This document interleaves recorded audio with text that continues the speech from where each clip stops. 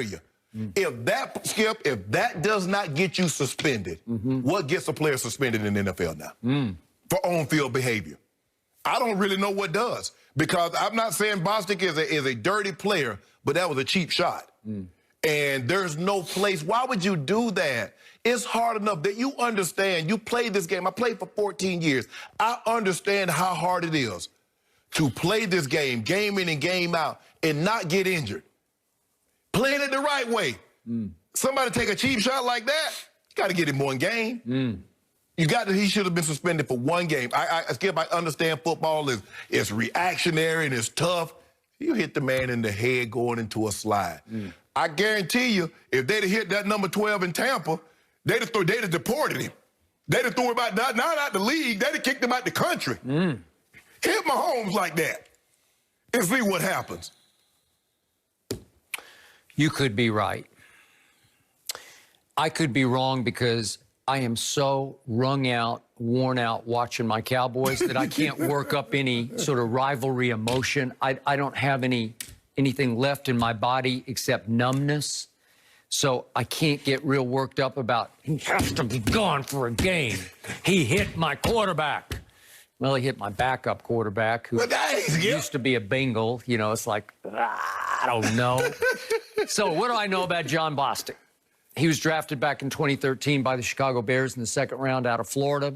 He's a pretty good player, but he has bounced around. This is his fifth team. But he has, to your point, no track record of dirty play behavior. We're not talking about Vontaze Burfict. Correct. Oh, he would definitely be gone. He would be so gone for so long. But in this case, I look back at his fines in 2013, his rookie year. He got fined $21,000 for a defenseless hit on a wide receiver. Okay, not a huge deal. Then there was a horse collar fine that he got in 2017. No big deal. But he doesn't have a headhunter reputation. So, as you know, in my career, I sort of grew up in the middle of the Dallas-Washington rivalry, and it is bad blood. I know you can say Broncos-Raiders, Broncos-Chiefs, whatever. Steelers-Ravens. Yeah, you can do Steelers-Ravens. But for the longest, this was it. And as soon as you come into the confines of one team or the other, you just by osmosis, you understand, I hate those guys. I have to learn to hate those guys. So Bostic played last year in 2 games for what were then the Redskins versus the Cowboys. And in those 2 games, Dak was on an all-time hot streak. It was week 2, but remember, his first 3 games last year were just off the charts. And the Cowboys put up 474 yards in that game at D.C., it's obviously in Maryland. But it was 31-21 Cowboys. Dak had a QBR of 95, 3 touchdown passes, and I'm sure it just felt like they were rubbing it in to a Jon Bostic. And then the year ended at Jerry World after the Cowboys had just stunk it up on the road and scored 9 points at New England, 9 points at Philly. And what do? They come home against Washington and just beat the snot out of them. It was 47-16. Dak threw for 303 and 4 touchdowns, and I'm sure it was a long day for Mr. Bostic, where he just running, chasing, looking around, and felt like they just ran it up and rubbed it in, right? So to me, I'm giving him a little rivalry break, because I believe for any player for the Washington football team, when you see that star on the side of the helmet, if you think you have a shot and you think you're front running on them, you try to just drive their heads literally into the turf, and that's what he did. He literally knocked his helmet off his head. And I get it. It was an egregious cheap shot. I tweeted immediately, what a cheap shot. But Shannon, it's hard for me to work up a lot of passion or emotion or hatred for what used to be the Redskins right now, because my team is pathetic.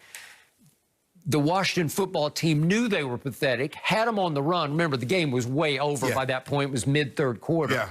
And it was 22-3, I think, at that point. And he saw an opening to take a shot at the backup quarterback he ran out of his own end zone, which was just like kamikaze, you know. But he is going down into a slide. And he just annihilated him as cheaply as you can annihilate a quarterback. Went sort of shoulder and helmet into head. Look at him, Skip. Look at him. He's loading up his forearm. Look at it. I got it.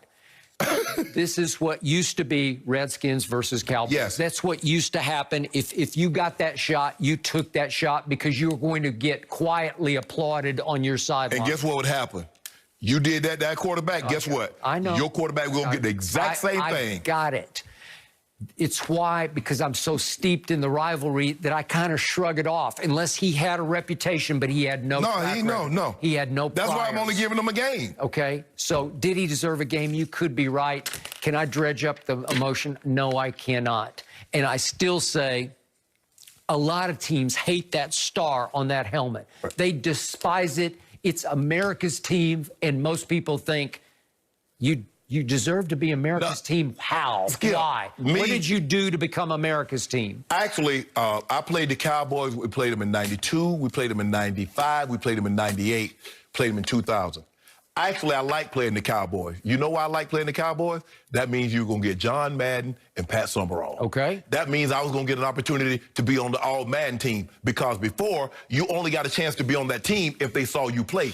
And they went everywhere. It was like the Cowboys had purchased them from Fox, because they went everywhere the Cowboys went, because the Cowboys were really good. Mm-hmm. And so wherever the Cowboys showed up, Madden and Summerall showed up. So I wanted to be on TV. So I consider you the president of the Cowboy Haters Club. And I believe that deep down, inside, somewhere deep down in there, there's a trigger in there that when you see blue, you see red.